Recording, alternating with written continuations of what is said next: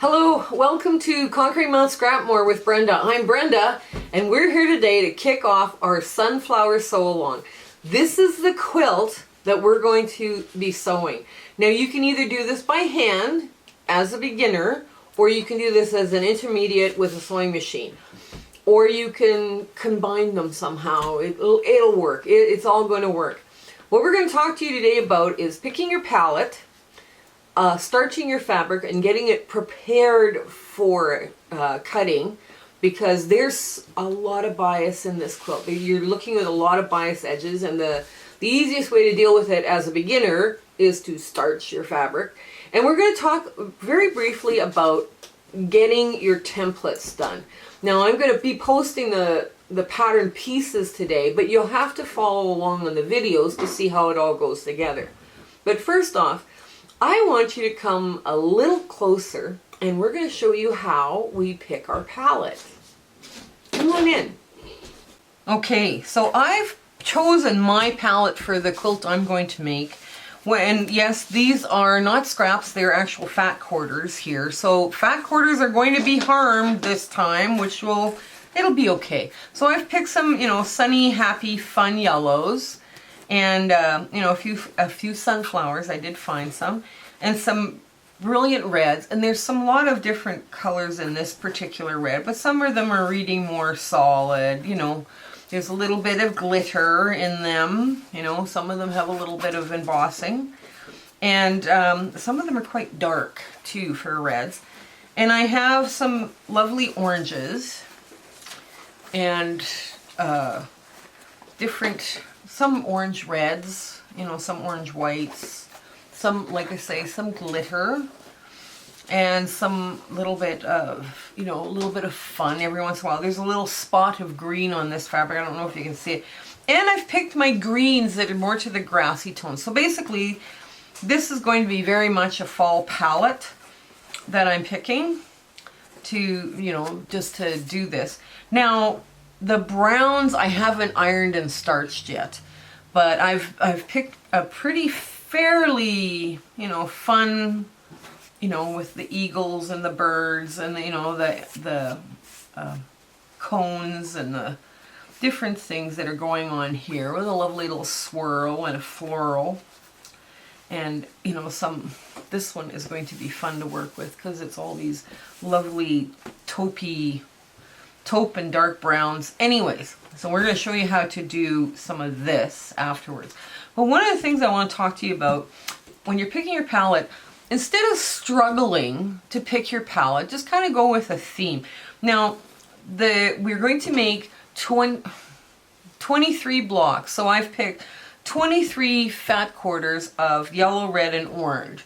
You can do what you want to do. If you just want to make just a little table runner of 3 flowers, then you pick 3 flowers, and you don't have to, or you can work just strictly from your scraps to do your 3 flowers. But one of the things I'm going to explain to you is about palette colors.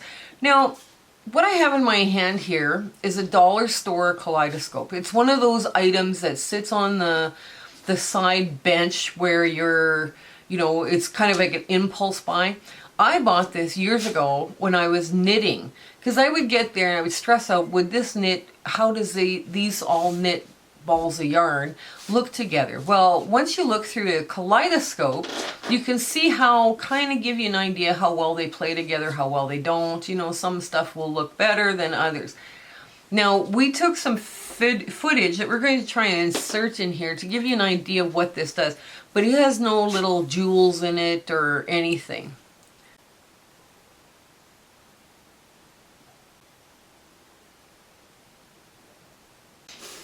So hopefully now you'll get the idea of how we're going to do this. So next up, we're going to talk about starching your fabrics, because you are working with a lot of bias, and bias is made easier to deal with starch.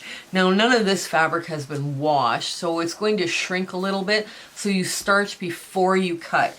And you do starch. You starch very firm. This stuff here below the browns has all been starched, and it's been starched very firm. So it'll we can handle it on a bias much easier. So let's head off to the ironing board and we'll start showing you what I mean by starch, and I'll give you a recipe for starch. Okay, so here we are at a small ironing board. Whatever you do, don't use your wool mat to starch fabric. It just makes a mess of your wool mats. And those wool mats are kind of pricey. So what I do is, this is the right side of my fabric. As I'm going to starch it, I'm going to flip it over to make sure that if I have flakes of starch or whatever, it's on the wrong side. And I'm not going to worry about it, but I am going to make this as stiff as I can. Now, this is homemade spray starch, in case some of you have, and I just spray it on, and I spray on lots. I soak this thing. And some of you are going, oh my god, this thing is going to be stiff as a board. The stiffer this product or your cotton is, the easier it is to cut, the easier it is to sew, and it will be lovely. Now, another thing I do is, you can also, starch your fabric and just, in a bucket or whatever, and then work on it like the next day. I mean, that's okay too. I'm just a few corners here. But since we're doing this on, okay. So now this is wet even on this side, on the good side, right? It's pretty much soaked and saturated in. Now what you're going to do is you're going to sizzle this, right? Now making your own spray starch is really easy. All you need is cornstarch and water. And right at the moment, I forget the proportions, but I'll post the recipe for spray starch in the show notes. And basically you cook your spray starch once you put your boiling water and cornstarch together, and you boil it for about a minute while you're whisking it, and you have to actually cook it for it to get thick. The longer you cook it, the thicker it will get, and then so it's a good thing, but don't put it into a spray bottle like this, plastic spray bottle, until it's cooled. But yeah, so you can see I'm just drying it. You could have a bunch, if you're doing like big pieces of fabric, or you have to do a lot of little pieces. I would suggest that you put your starch in a bucket, throw your pieces in, dip them in, kind of, just squish them a little bit, and then, then iron them or hang them up or whatever. When people use the starch the night, like they leave it dry overnight, it almost cures the starch, and the fabric then is really stiff. Okay. And it's much easier to sew, I think. I believe it's easier to sew. But yeah, don't do this on your wool mats. It will ruin your wool mat. Because as you can see, this stuff is like here on this thing. I can take this off and throw it in the wash. It's not a problem. Where if you do your wool mat, you might ruin your wool mat in the wash. There we go. If you're using the leave it hang overnight and cure, starch, then you can probably use your wool mat to press it, because there's no wet starch on it anymore. So, and I'm just about done. And yeah, it does take a while to get it, because I've really soaked it, right? So, and I do a few layers of this at a time too. Like, I just don't do one layer at a time. When I'm doing a bunch, I do, I'll soak a bunch. I'll soak one, I'll layer them up like 5, 6, whatever I'm doing, and there we are. It's stiff. It does have a lot of body, but yeah, starching in this case works wonders. So let me show you how to do templates. Okay, so the pattern is going to be on a PDF below, like in the show notes. So I don't know if you can see this. So this is my hand one that I did, because this is how I draw. I'm going to make yours look a lot nicer than this. But what happens is you have your scales. This is a 3 inch scale. right? And that's finished scale, 3.5 inch unfinished. So now we've talked about these before. I use the Sew Line Sew Easy laser cut templates for, you know, like this is a 60-degree ruler, this is a hexagon, this is the, you know, 60-degree triangle. I have used these over and over and over again several times, and I just love them. I mean, every time I'm doing something with a hexie, I'm reaching for these. So I think they're worth the money. I can put something in the show notes below. Now, actually, what I use those templates to draw these patterns. So, like I say, it's up to you whether you want to, you know, spend like money on cutting templates or making your own templates. That's fine. You will need a Tri-Rex tool like this. If not, you still have your, like, you can make a cutting template for that as well. But if this is something you already have, you can certainly use it if you want.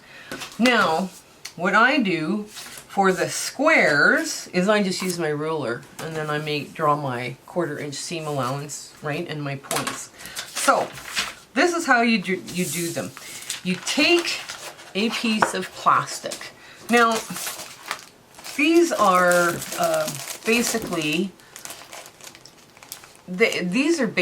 your like your tab dividers, right, that you have on binders, right? So they're nice and light. I've got a new package, of course I haven't opened it yet, but they're clear. They're clear like this. Now this is one that's been kicking around the sewing room for a while, but I mean, it will work. So what you want to do on these is draw the odd shape. So the shape we're going to draw is, we're going to do the diamond. Now I'm just going to line this thing up here like so, because all I'm doing is drawing right now.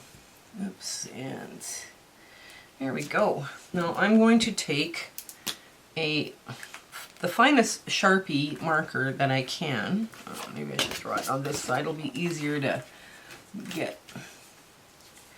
And you just want to line this up and follow the line the best you can. And if you want to use your ruler to do straight lines, that's fine, that works. And you would just draw along like this on the outside edge, because that's how big your piece has to be. Oops, and I went a little bit wild. Okay. Now I'm also going to mark here the points. If you're hand sewing, you're going to need these points to tell you where to point from point A to B as to where to hand sew, right?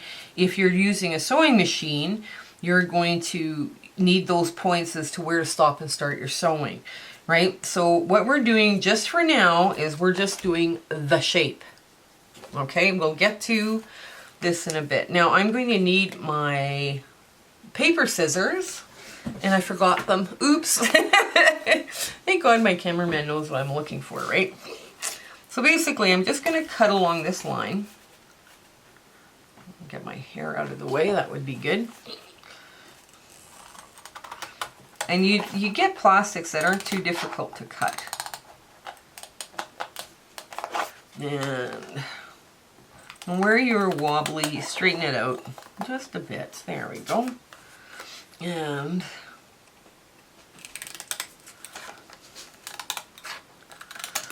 okay.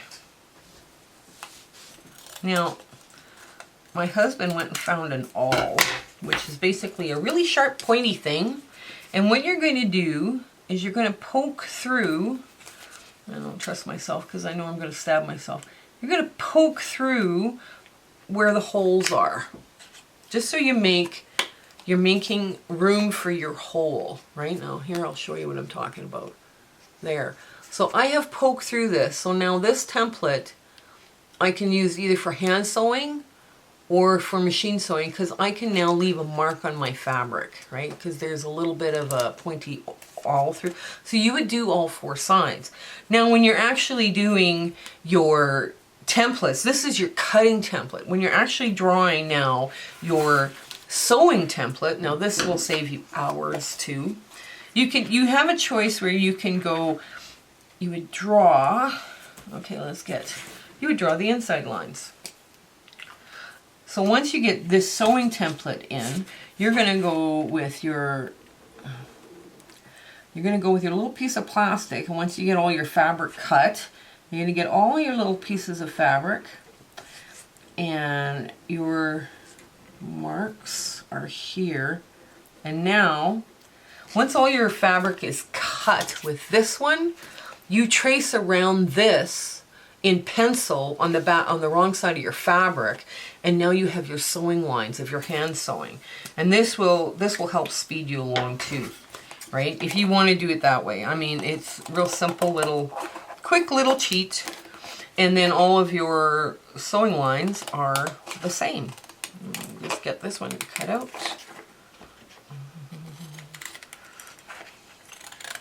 And you would just mark them accordingly. One is cutting, one is tracing your lines for sewing. And that's the extra step that the hand sewers do. But it does speed along your hand sewing. So these basically now will fit together, and you'll have your 1/4 inch seam, right? So when you put this on your fabric, this one is cutting, this one is drawing. So once you put this on your fabric, you trace around with either a white lead pencil or a carbon regular pencil, and now you've got your lines. You also, because you've used the awl, you can just mark your dots and then use your washi tape and nail polish on your thumb. And some people, what they do is they take this really fine little marker and they make 2 lines 1/4 inch apart, right? And they just, or have it in pen or something like that they can wash off later in the day. That also helps, because that's the non-dominant hand in your thumb, and that will give you a line where you just mark it on, or you can use 1/4 inch washi tape to give yourself an edge. So those are some options on this. And like I say, I'll link everything that on the show notes below. Now I wanted to show you something. There's 3, basically, there's your center, this center, that's your big hexie, and your large petals, your 6 large petals are your 60-degree diamonds, and then your smaller petals are these ones here in orange. Now I have given you 3 options as to how this looks. Now this one is not the same size as the other quilt, but in the pattern you're going to have 3 options for this little petal. One will be this, where it looks like an extended flying goose. The other one will be where the points don't meet on the goose. And then the other one is where you make a pyramid, where you have like a definite little pyramid, sharp little 60-degree pyramid. Now that's just for this smaller petal, but you also have 3 options for your sashing or your leaf, if you like. Now in the quilt that we're showing you, this is 3 pieces. This is a square, and then 2 60-degree triangles. This is just one solid piece. And then another one I have where you put 2 pieces of green together, or whatever your background color is, so that you create an odd leaf shape that you can stitch in when you're doing your quilting. So those are 3 options that you can look at. You can choose now how you want this to look. This particular one here is a 2-inch scale or 2.5-inch unfinished scale pattern that I was playing around with. And I thought, well, we could do this one, but I thought, no, that would probably make the hand sewers crazy. So we're doing a 3.5 unfinished scale. So let me know if you're joining along. If you've got any questions, put them in the comments below. And this is pretty much where we're at right now. We'll just get everything ready to do the cutting and then the piecing.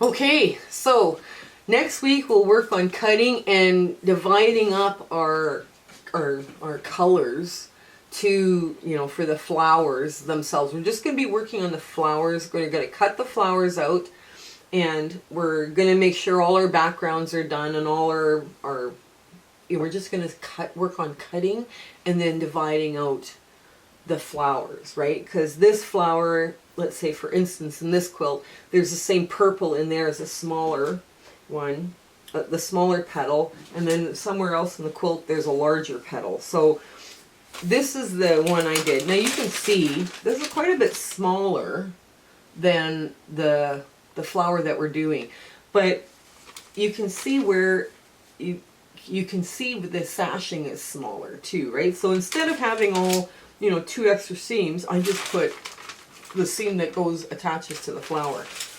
Now, these blocks aren't going to be square. They're going to be kind of weird looking because you only put half the sashing on, and then the next block you put half the sashing on. It does work. So don't panic if your blocks aren't square. This is not a square quilt. So it's going to be a lot of fun. It'll probably take you right out of your comfort zone, but it's a beautiful quilt. If you're unsure and you just want to do a table runner, only do 3 blossoms, you know, and that'll give you a good idea. Then you know how to lay them out at least in a row, and then you can fill them in so you get a lovely curve with, let's say, another triangle here. So this, you would have 3 rounds, so you just do like a half triangle here to make a table runner that looks really interesting. So I hope you join us. It's going to be fun, and I would, you know, this is going to be linked below. You don't have to have them. It's much easier if you do, right, have these. So I'm going to put links below to these products, and, you know, a felt marker, a really sharp pointy murder weapon, it doesn't take much to dry.